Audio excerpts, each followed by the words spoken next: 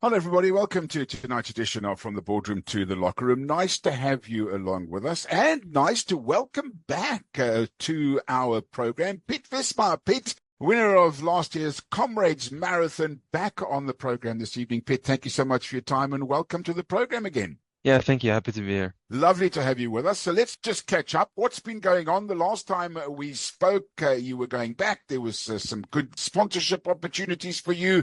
You were going to do some studying and you were hoping that you were going to be able to full-time train. Did that actually happen? Yeah, pretty much. I mean, I finished my studies at the end of 2023, and basically, I mean, it was kind of the opposite. Like last year, success in a way influenced my decision whether I was gonna focus on studying or whether I was gonna do full-time running. And I did the latter because I won, and I got a contract with Netbank now, some salary every month, and very good sponsorship, like overall with sports nutrition from Biogen and Future Life and the clothes and everything, and that has made a major difference for sure, and that has allowed me to spend more time in Kenya. I think over the last 12 months, I've spent probably about 10 months in Kenya, and I mean that's definitely a major change. Yeah, let's talk a little bit about Kenya because it's obviously something that you've done before and you've now done again, and you clearly are doing it because it's working for you. Yeah, I mean, yeah, it worked for me last year after only 6 weeks of build up in Kenya because I was having long period of injury before that, and I felt like I needed something more to succeed in the race, but also because I have the mentality, I think every year, not just to do, like what has worked for me in the year before or what I know will probably be enough to win or to run podium or anything. No, I want to improve as much as possible every year, and that's why sometimes you have to try some new things as well. I mean, like I said, last year I was there for 6 weeks. Now I've been there for 10 months. I mean that's a major difference. I basically live in Kenya right now, and it took some adjustment. I have to say. I mean, I made some mistakes, primarily in the first 6 months there. I would say when I was preparing for the marathon, got quite a lot of infections during that time, of parasites and other bacterial infections and things like this. So, I mean, that took some adjusting, but I think right now I've really got the formula right, and the preparation, especially over the last 2.5 months that I spent there has gone very, very well. It must be very difficult growing up in Europe and then moving into Africa. I mean, I know the South African saying is Africa's not for sissies. You got to be rough and tough and coming from, first of all, the climate and the weather conditions and having what many people don't take or do take for granted, those genuine luxuries of opening a tap, climbing into a shower, having hot water, getting into a car, driving around. It must have been a hell of an adjustment. I mean, it's definitely a major difference, but I would say that the adjustment for me, in this sense, went very smooth from the beginning. Like it didn't give me any issues last year when I was spending there 6 weeks, and especially now it's just the default in a way, and it's like when I'm coming back from Kenya, it's like okay, now I'm getting used to having warm showers again, and like being able to do the dishes inside instead of taking everything outside and getting water from the well, things like this. So, I mean, it's kind of a default. Lack of luxury is definitely not an issue for me, never has been. And it's also just I feel like I'm more at peace when I'm in Kenya, just because I'm away from a lot of things, and I can kind of choose for myself, like which things kind of to exclude from my mind, and which things to focus on. I think that's something I feel good with. Yeah. I guess after 90 kilometers and you've got 6 kilometers to go and you might be a little bit behind somebody, it's those memories of what you go through in Kenya that will unleash that final push for you to get to that finish line first. Yeah, in a way, I wouldn't say like when I'm running, I'm really thinking about all the preparation I've done in Kenya. Like when I'm running comrades or any other race, I'm in that race, and I'm trying to stay as much as possible in the moment, like in the kilometer that I'm running. But at the same time, like having this distance kind of from certain things and certain distractions just allows me to be very diligent in everything that I do from day to day. And that is something that just pays dividends over a long period of time. Like I'm I'm sure it has now because I'm feeling very good and confident. Tell us a little bit about the training that you do in Kenya and how different it is to training in Europe or even training here in South Africa. Feel like in Kenya, it's in a way it's easier to maintain a certain routine from day to day and week to week, and kind of keep it the same and gradually build it up, because there are very few distractions. And there's just a lot of time for rest also when you're not training, and I think that also makes a big difference in how much I'm able to do as a runner. Like through a week. I remember that when I was preparing for comrades 2 years ago in Italy, I had difficulty kind of maintaining even like 140, 150 kilometers a week without getting injured. And now I'm consistently running 180, sometimes up to 200, and I'm not getting injured because I'm resting a lot in between. But also because the surface on which we run is more varied. A lot of it is on dirt roads. A lot of it contains hills, and I think that variation is also just a very good thing for the body, also in staying mobile and everything. And I think all of this combines just in creating the right formula for me. So let's just talk about how much competition you've had since Comrades 2024 leading up to this year. Have you run lots of races? No, not too many. I've run a few races in South Africa between I think the end of September and yeah, the end of September I did a 10K in Durban. Fortunately, I was sick that day, so it didn't go very well. And then later I came back in November, early November. I did another two races.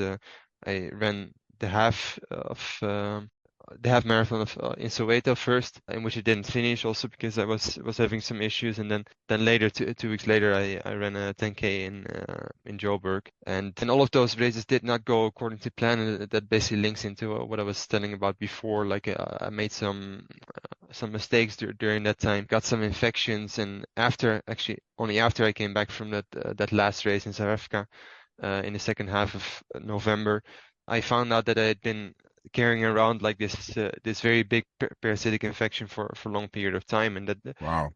kind of is like yeah, illustrates that like Kenya has different things at least to look out for. Like if you're very diligent about everything, then it can be the perfect place to train. But there are like 1,000 ways to make mistakes, to overtrain, to get sick. So you just have to be very very careful with a lot of things. And then kind of later I committed more or less the same mistake in December, because for a while I was not having access to any of my funds in my bank account. So basically throughout the month of December and the first half of January, I basically had no money, and so we kind of I also had no money to buy clean water, so we kind of got water from a local source, which was supposed to be clean, but turned out to be not that way, and which meant that I basically got the infection again. And I found out, like early January, when I borrowed some money to go to the doctor for a checkup at least. And then from that point on, I realized, like, okay, these are definitely the standards that need to be in place. Like clean water, like clean food, everything. Like in order to be able to train and like improve over a long time in the first place. And that is not to say that during that period in which I was dealing with those infections that I did not make progress, because I definitely did in a lot of things. I think biomechanically, in terms of speed, also like working with my group from day to day in Kenya. And just doing a lot more speed work. I think I definitely made improvements there. And when I went back to Europe in early February, all the infections were out of my system. I had it checked very well. I had some antibiotic cures for a while. And then when I came back for the Sevilla Marathon in February, I was definitely in shape, and I felt in shape also during the marathon. But yeah, for some reason I was having stomach issues during the race, and which meant that I could not take in any drinks. And then after 15 kilometers, it was like, okay, I'm clearly in good shape, but like I'm not able to push because of these stomach issues that I'm having. So then I just decided, like to finish the race a little bit more calmly in order to at least get the elite qualifier for comrades by finishing. But it was not a very very fast race, like after those first 15 kilometers. But it did show me that there's a lot more that I can gain as long as I get the details right. So that period of time, like from arriving there back in Kenya early August to early February when I left for Europe. I think that that period of time taught me a lot about myself and about the way to maintain myself as an elite athlete out there in Kenya, and that is definitely something I've like brought with me during this period of preparation for Comrades, and that's why it feels right now that everything is coming together, because my body is healthy and because I'm benefiting from all the work that I've put in throughout the year. You're listening to the edition of From the Boardroom to the Locker Room. We'll have more for you after these. Hey, Unique Tribe. In episode 72, we explore a topic that touches the heart of every relationship: love languages. That's right. Have you ever felt like you are speaking a different language than your partner when it comes to love? Well, you are not alone. In this episode, we explore how the love languages shape how we connect with one another. And here's the kicker. The way you understand and express your love language can differ from person to person. So how do you navigate that? We'll share stories and insights to help you bridge those gaps. So whether you are in a relationship, single, or just looking to understand yourself better, this episode is packed with valuable insight that everyone can relate to. Join us for a heartwarming exploration of love, because when we understand how to express love, we create stronger and deeper connections. Mark your calendars for episode 72 of Unique Yet Connected, podcast uploading 1st of June 2025 from 10 a.m. South African Standard Time. Let's make love a language we all understand. Don't forget to subscribe, share, like, and engage with us. Hi, I'm Louis Karpas. Join us on the next edition of From the Boardroom to the Locker Room as we chat to George Whitehead, the Griquas fly half, one of the oldest members of the team, all about his career and what is in store for Griquas rugby in the Currie Cup this year. That's the next edition of From the Boardroom to the Locker Room. Join us then. I mean, it sounds like such a rocky road that you went through. I mean, were there at any time during that period between August and early this year where you thought to yourself, you know what, this is not working for me. I'm going to go back to train in Italy, or I'm going to go back to Holland. This African adventure, I'm sick and things are not going well and whatever. Was there ever a time when you woke up in the morning and thought, oh, I'll just get on that KLM flight and go home? No, never really. Also because I, like regardless of those issues that I've been having, I did notice from week to week that there was always something on which I was improving. It was just like there was a certain limit within myself that I couldn't really place. It kept me from really running up to my potential. Like I could feel I was running much more easily. Like technically, biomechanically, it was all going so much better. But for some reason, like when things got tough, like I wasn't breathing right. So I knew there was something inside that kind of worked as a kind of bottleneck. And so my task was kind of to find that bottleneck in order, like to unlock my potential for real. And I think also it wasn't like I was feeling sick during all the time. It was just, like when I was pushing really hard in training, I was noticing, like that there was something holding me back. So I definitely still enjoyed myself during that period. I definitely maintained the confidence that I was working towards something that I was still improving clearly. But yeah, I had my task cut out for me in a sense, just to find that bottleneck, and apparently that was those infections, and now I feel like I've removed that in a sense, and like I said, that I'm benefiting from everything that I've done throughout the year. So yeah. It's great that you're healthy and you're ready. Now, I don't want to bring up ghosts of the past, but I'm going to anyway. Obviously, you won the race last year, but 2023 was a great disappointment for you, and I guess that's huge encouragement to come back on the down run and succeed this time around. Yeah, I think so, and I think I realized that already. Like at the moment I finished that race 2 years ago. That yeah, I mean. I lost by 2.23 seconds.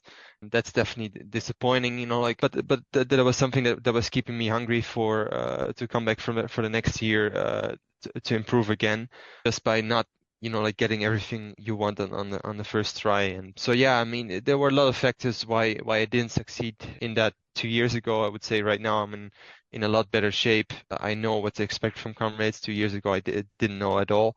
I also didn't have any hill training, and then there was of course the issue with not managing to get all my support bottles in the end. Like we have 8 personal support bottles as elite runners, and I got 3 out of them. So that was definitely something that in which I personally made mistakes, in which my support team made some mistakes, and yeah, maybe it could have been more if like all those things had gone right. But this is also something that is just part of comrades, like I know Tete last year had issues with the same thing. He was cramping out a bit at some point, probably because he didn't get his nutrition right. And I think that's what happened to me 2 years ago, maybe to a lesser extent because I still got second. But it's definitely all these lessons you take along to this year, and so I'm definitely entering the race with more confidence, I would say, because of all the work I've done and the things that I've learned during that time. So it could have been, should have been, would have been is an easy way to look at 2023. But when we look at 2025, Pete, with the slightly longer distance and the different finish,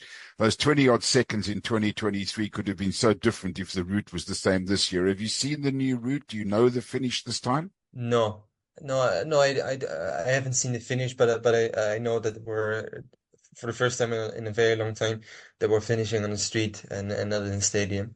And also that the route is a little bit longer, which like might affect some people's considerations for going for the course record, but we'll see. I mean, yeah, for me, what matters most is like the 89 kilometers in between, not necessarily like the first or last 500 meters. So yeah, we'll see. So let's just look at, you talk about the record. I mean, is that something that sits in the back of your mind, or is your goal, let's just win the race? I mean, the goal should always be in the first place to win the race. I think if you get too greedy for the record, like there are a million things that can go wrong. Also because like the possibility to run the record is dependent on so many things. It's dependent on like the weather on race day, the distance of the course, like how fast are your competitors going out? Is the race actually going like in a relatively flat pace? Or are we starting very slowly, like we did last year? And I mean, so like physically, I would definitely be capable, like given a good race. I feel like that's in the cards, like the course record, but it's not something I'm necessarily setting out to do 2 weeks from now, just because in the first place you just have to win, and then like if you're in a good position during those last 20-30 kilometers, then you can see about going for the course record. I think that's the best way to go about it usually. So in about 11 and a half days' time, you will have already finished the race. Your preparations from now until the race, where are you based at the moment? When do you go down to Maritzburg? How does it work for you? What are you planning? Yeah, so for now I'm in Pretoria. I arrived here last Friday evening. So I'm basically doing the exact same thing as I did last year, because also last year I arrived here in Pretoria 16 days before the race. And this is something to do, like with just adjusting to lower altitude. I know like sometimes, especially also when, for instance, when I came back to Italy in February, like coming down from sea level can be a big influence on the body, and it's something the body has to recover from and something the body has to adjust to. And so last year I just noticed, like, okay, when I arrive on time, like just over 2 weeks before the race in a lower altitude, then the body has some time to adjust. So also usually after the first 4 days, you have like a period of time in which the body is a little bit less good. And then after that, the body, like has recovered and gets better again. So either you want to run within those first 4 days or after those 10 or 12 days, let's say. And that's what I'm doing. So right now I'm in Pretoria. I'm just doing the last tapering. Yesterday I did my last long run. So also all of that work is done now. And now it's just a matter of, like building down gradually, not like suddenly stopping to do anything or stopping to do any speed work.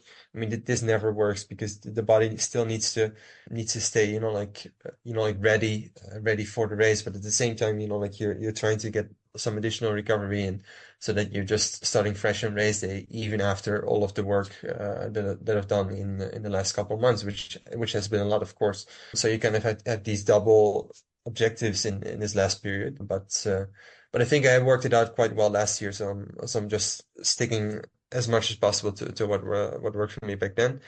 And then yeah, I'll keep on doing this until next Wednesday, and then on Thursday I will go back to Durban. So 3 days before the race, going down to sea level again, and then just getting ready. Like we have some last interviews, and but most of the time you're just resting, you're just eating well, doing a few last shakeout runs, but it's not that much anymore. It's mostly just about getting the mind ready, and yeah, that's also what I'm doing right now, I think.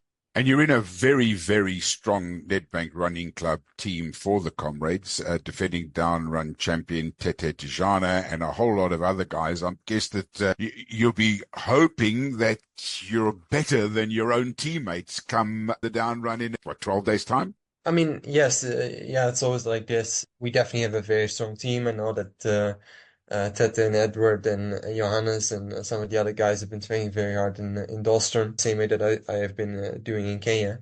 So I know they're ready, and I know they're going to be very, very tough rivals in a sense. But in the end, I'm always just focusing on myself, like what I was saying before. I'm never looking to do, like what is just enough to win. Because if you're looking to do what's enough to win, in a way, you're always looking at other people. And for me, it works better just like I said before, to improve from year to year.